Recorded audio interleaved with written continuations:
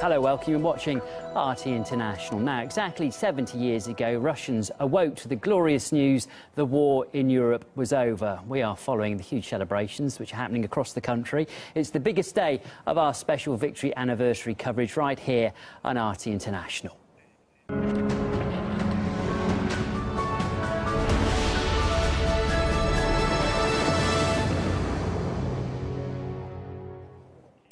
Well, out of these 60 million people who died in the Second World War, it's estimated up to 27 million, almost half, were actually Soviet citizens. That's almost no family in Russia that was not affected in some way. In fact, here on this video wall, you can actually see pictures of some of those who fought, and every single one of them is a relative of someone who works here at RT. So it's been a big day of commemoration and celebration. We cross live now to Kevin Owen, who joins us from our special studio in the heart of Moscow. Kevin. Hi there, Andy. Yeah, and we witnessed a grand show, didn't we, commemorating the victory here in our special studio over the last couple of hours. Hope you enjoyed it. Here's a selection, if you didn't catch it all, of highlights from the Red Square Parade, dedicated to the 70th anniversary of victory over Nazism, the biggest held here in history. Частей. Знаменную группу сопровождает почетный караул 3 видов вооруженных сил: сухопутных войск, военно-воздушных сил и военно-морского флота. В его строю лучшие военнослужащие отдельного комендантского Преображенского полка.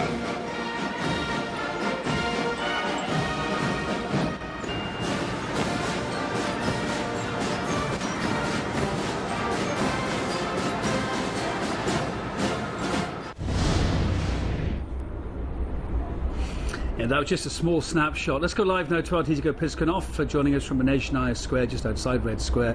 Hi there. There's been a lot of speculation about who was going to come, who wasn't going to come after those invites. Many of them were sent out. Tell us more about who did show up to join the celebrations and pay their respects in Moscow today. Well, Kevin, Russia sent out invitations to around 60 world leaders and senior officials, and about half of them agreed to come to Moscow and attended the parade. Vladimir Putin was seen sitting next to his Chinese counterpart, watching this display, the beautiful display that we've seen today of military hardware on Red Square, chatting about something. Also, UN Secretary General Ban Ki-moon came to the Russian capital for this occasion as well, and other leaders, including the heads of India, Palestinian authorities, many heads of CIS countries, and many others. But a lot of Western leaders, in fact, most main Western leaders from countries like the UK, France, the US, they didn't come. German Chancellor Angela Merkel is planning to visit Moscow, but tomorrow, so she also didn't attend the festivities here on this particular date, on the 9th of May. But what's interesting is that earlier I spoke with some World War II veterans from the United States who, despite being over 90 years old right now, came all the way from the US to Moscow to attend this parade. If it hadn't been for the Soviets coming in from the other side, that would have been a hard war for us to win. It really would have been.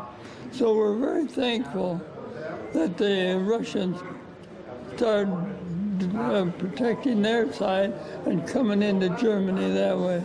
It really helped us a lot. It really did. Without both the Western states and the Soviet Union attacking Germany, I'm not sure that we could have won the war.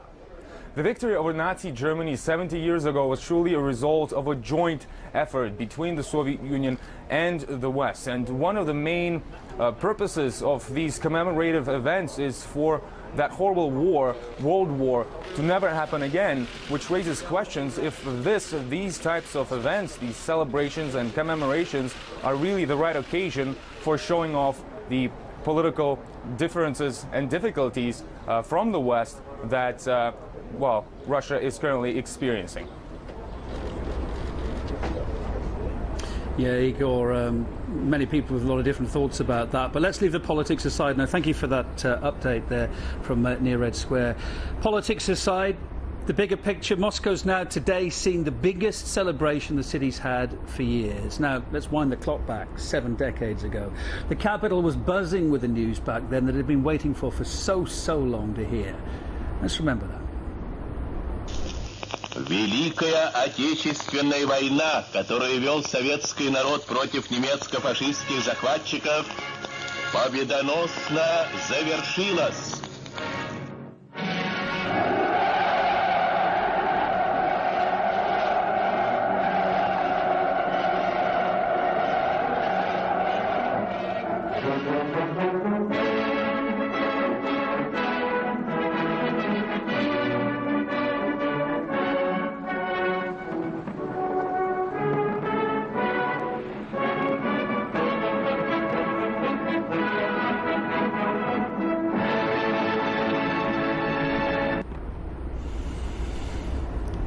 That joy, that outburst of joy and unity there after so long. Indeed, it's almost impossible, isn't it, to imagine the hardship that people had to endure during those bloody years of war, with many believing they'd never even be alive to see the day.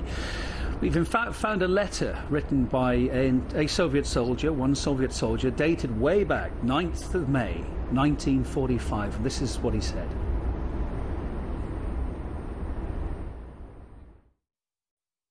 Hello, my dear parents.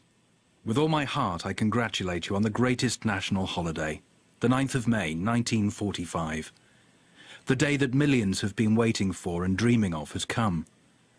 You can imagine the depth of joy we're feeling here, the joy I feel, because I am alive, alive, alive. I want to scream out loud, I am alive. Do you realize how significant this word is? This is the word that every person has been dreaming of throughout the entire war, that is, for 4 years. Those who survived, the veterans, are of course the main heroes of today's celebrations. And unfortunately as well, of course, it goes without saying, every year there are fewer and fewer to congratulate and thank for what happened back then. In fact, there are only just under 200,000 veterans of that war left now alive here in Russia.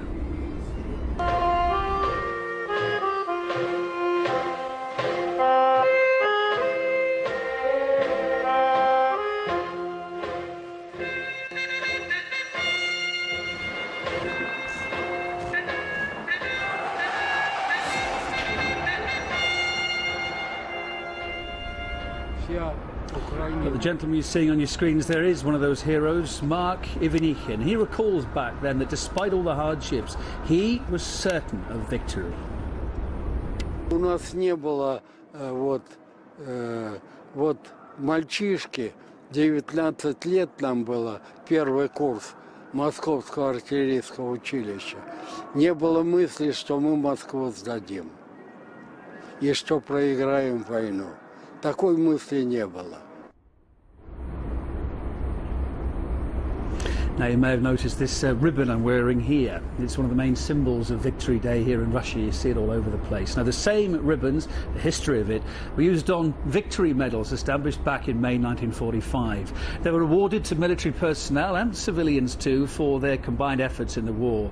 Just under 15 million veterans have become recipients of these victory medals, while the ribbon they're decorated with has got an even more historic and poignant past. It dates back to the 18th century. But back to 70 years ago, some of the soldiers about to be awarded with that medal marched through Red Square in what was to be the inaugural victory parade, celebrating their return home after so many long years of fighting. We've uncovered some unique footage of that historic event for you next.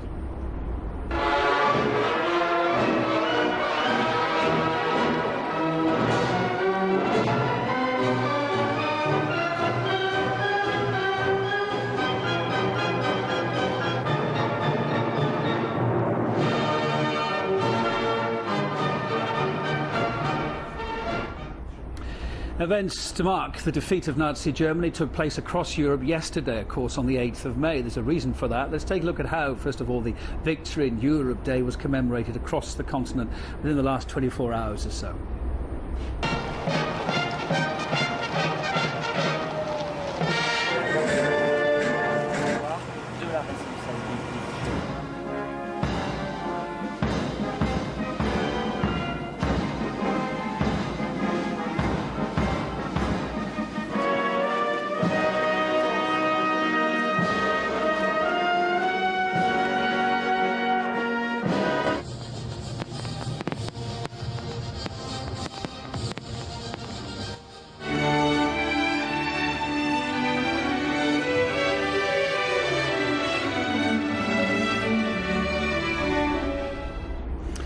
that's how a lot of Europe remembered the 8th of May, as it's remembered the 9th of May here, of course, Victory Day in Russia. The 9th of May is a huge day for all the former members of the Soviet Union, but Ukrainian veterans this year may feel slightly intimidated because recent laws approved by the Ukrainian parliament have banned all communist symbols.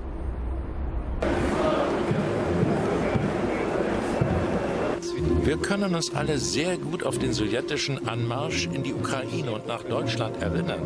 To, że to front ukraiński, pierwszy front ukraiński i Ukraińcy wyzwalali, bo tam żołnierze ukraińscy. І в моєму виступі на святі державного прапора вояки УПА згадувалися як приклад героїзму відношення до України. Well, I got some thoughts about this new law from our senior political correspondent, Anissa Nawi. We're saying that must have a very detrimental effect on the thoughts of the patriots there in Ukraine who wanted to mark this day and can't. Right, there's definitely a movement in the new Ukraine, let's call it, after the events of Maidan and what followed. There's, of course, still a ceasefire in the east, but a war, let's be honest, is going on as we reach 70 years. So 70 years on, war again is on the European continent. So this is something that Ukrainians are certainly feeling as we mark this event here in Russia and across Europe. And then this attempt from their government. Our audience saw clear examples from the Ukrainian Prime Minister just distorting facts, just blatantly saying that Russia, the USSR invaded Germany and Ukraine on television. These are facts that you can... The theory being, if you say it enough on mass media, people believe it, or what? It's almost unbelievable because these are, I mean, this is not just interpretation of history, this is just wrong facts being sort of, you know, announced in Europe, where it's very clear that Auschwitz wasn't liberated by Ukrainians, that the USSR did not invade Germany, that it was quite the other way around. But this is what we're seeing on the geopolitical stage, and this is what President Putin touched on in his speech on Red Square this morning. And at the same time, Kiev, Ukraine is being criticized for allowing far-right movements, neo-Nazi movements to breed and thrive there. 70 years on. That's right. You heard, you know, the Ukrainian president Petro Poroshenko saying that these brigades are considered heroes in Ukraine. This is not something that is being made up or trying to, you know, twist things. These are words that these officials are saying on camera. It's documented and it can be checked. And it's very harrowing. Why is it? Because people have short memories. Why is it spreading? Because the Soviet Union's role in the Great Patriotic War is an inconvenient truth or fact for a modern narrative that Russia is an aggressor. How do you paint Russia as an aggressor if it's celebrated as a hero? And so this is the narrative we're seeing in Ukraine, in some Baltic countries, and it's all encouraged by, I'm embarrassed to say it because I'm an American, but the United States. Too strong a word. You said it yourself, but I wanted to pick you up on it. Too strong a word to say history is trying to be rewritten? Is it going that far? I think that's exactly what's happening. You have books this year coming out in Ukraine which paint completely different stories of it.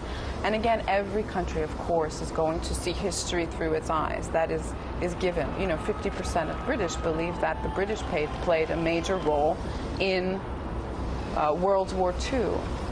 But to completely twist facts is rewriting history, and that is outrageous.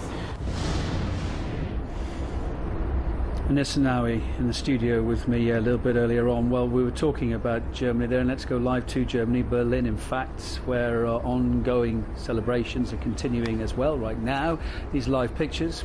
Crowds are lining up to lay flowers at the Soviet War Memorial in Treptow Park. So that's the scene live from Berlin right now.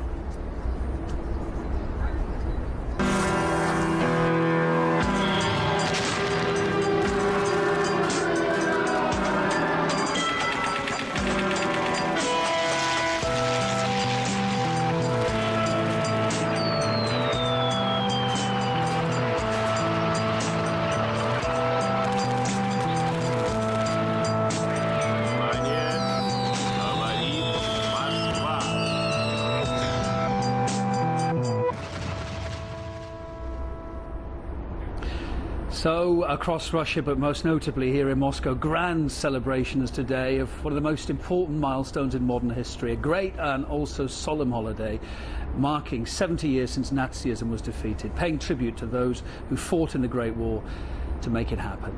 OK, well, that's it from me for now. We'll go back to Andrew Farmer. Hi, Andy, at the RT News Centre. Thanks, Kevin. We will be going back to Red Square a little later on, but let's have a quick look now at some other stories we'll be having a look at over the next few minutes. After the Conservatives' surprise victory in the UK's general election, we look at the main challenges facing Prime Minister David Cameron's new government. Also ahead, goodbye America. The number of US citizens choosing to renounce their passports is at an all-time high. We investigate what's behind the trend. These stories to come.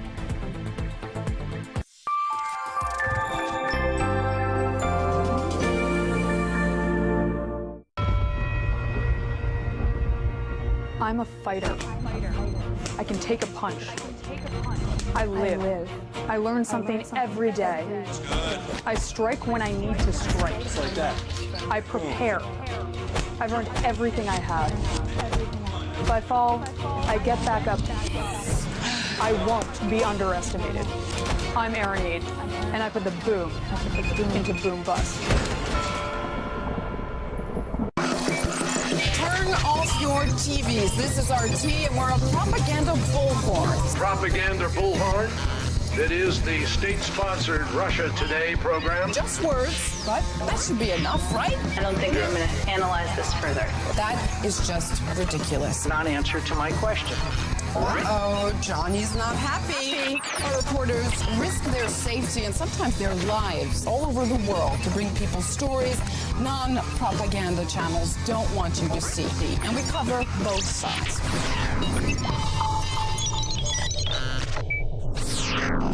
You remember that famous Carlyle quote that revolution is started by enthusiasts and it is always used by scoundrels. So I wonder, why do people still seem to be infatuated with this notion of revolution, yourself including? I see the world moving in a certain direction.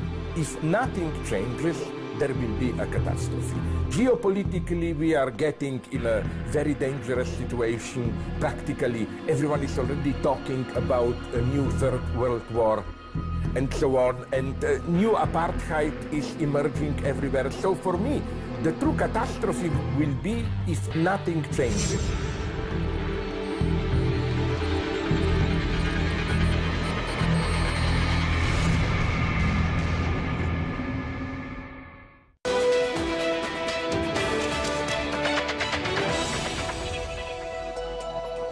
Hello again, you're with RT. Now, after a surprise victory in Thursday's general election, David Cameron is spending the weekend putting together the UK's next government. But that's one of the easier tasks, given all the challenges that do lie ahead for the Conservative Prime Minister.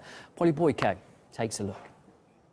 It was an electoral feast. On the table, a buffet, multi-party democracy, rainbow coalitions, a predicted hung parliament, and even talk of another election for dessert in several months' time.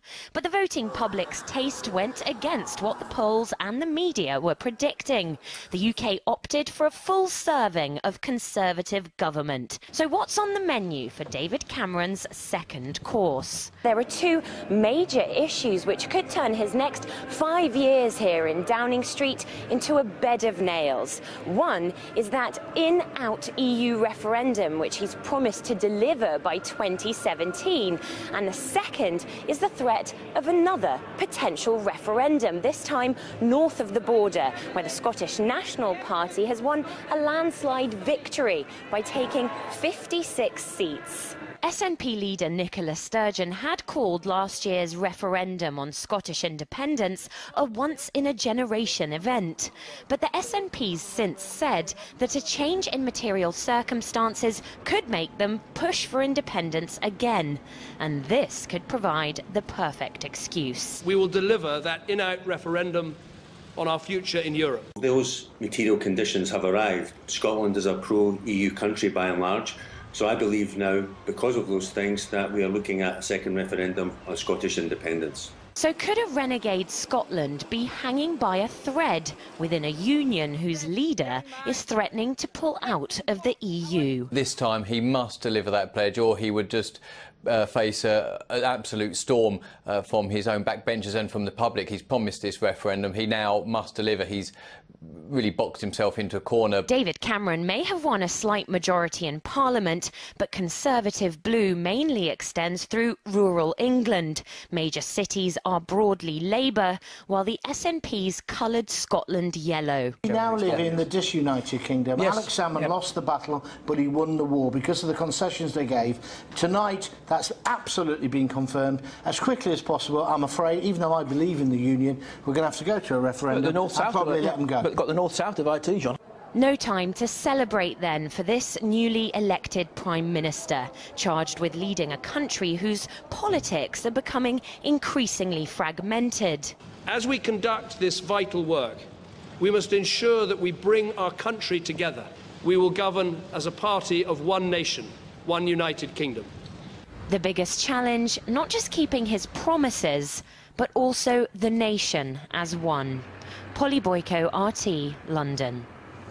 Well, RT's Going Underground show did catch up with the UK's former Foreign Secretary, Malcolm Rifkin, and he spoke about Britain's shaky relationship with the EU.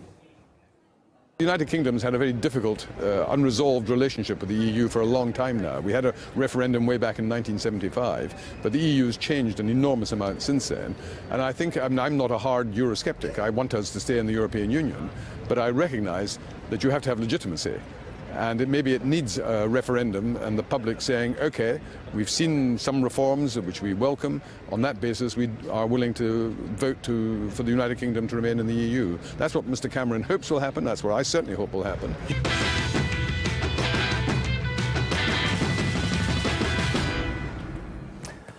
The number of Americans giving up their citizenship is at an all-time high. In the first 3 months of 2015, it jumped to over 1,300, setting a new record. I decided that I renounced my U.S. citizenship in my early 20s. I remember it very vividly. I was in a class in San Diego City College. I was taking a class, American History, from a black perspective. And this was in the period where I started to awaken to all the lies that are told to Americans. We were listening there to activist Ken O'Keefe, and he is just one of many people who's uploaded a video explanation onto YouTube of why he's renounced his American passport. The US authorities are worried about the exodus too and have hiked the fee you need to pay to give up your citizenship, but that appears not to have had too much effect. Here's another former American who wrote a manual for would-be expatriates.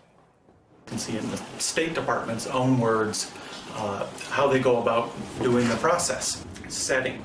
Renunciation procedure should always be held at post in a setting that reminds the renunciant of the gravity of the consequences. So even though they've told you all the reasons you shouldn't renounce, and you've certainly studied it on your own, they want to have an environment. It's not going to be friendly with Amazonian art or anything. It's going to be an office with a official of the United States there. RT's Marina Port and I went to speak with Mr. Roberts too, and also has more on the trend. Throughout its history, America has been known as a nation of immigrants, with millions of people from around the world leaving their homelands to start a new life here. But for many, the U.S. passport doesn't have the appeal that it once did. Experts say that many Americans are opting to abandon their passport in part because of U.S. laws expanding complex bank reporting and tax requirements for non-residents. Glenn Roberts is among the thousands who renounced his citizenship. Have to file now with 2 different agencies a report of all of your different bank accounts outside the United States. If you don't file those or file it wrong, the penalties can be up to 50%. So if you had $100,000 in a bank and you didn't file those forms for 3 years, the penalty could potentially be $150,000. Roberts lived in South America for 10.5 years before paying $2,300 to abandon his citizenship, a decision he says that was equally fueled by his morals. I'd always had conflict with the United States over our being taught that it was a very free country and we had all kind of liberties. And then the examples set by the United States government, particularly with respect to spying and civil rights and human rights, was to the contrary. And really, the United States is a bully internationally and to the people of the United States. And it came to me that I just didn't want to be a part of that. I didn't want to support it financially. I didn't want to support it morally. Anyone born in the United States automatically receives American citizenship, and those born to American parents are typically considered citizens as well. But based on the current trend, there's no guarantee that all those who begin life as an American will choose to remain one. Reporting from New York, Marina Fornaya, RT. You're watching RT International. I'll be back in about half an hour's time with more news on the Victory Day celebrations here in Russia. Before that, though, we look at the disturbing examples of a rise in far-right nationalism in Europe.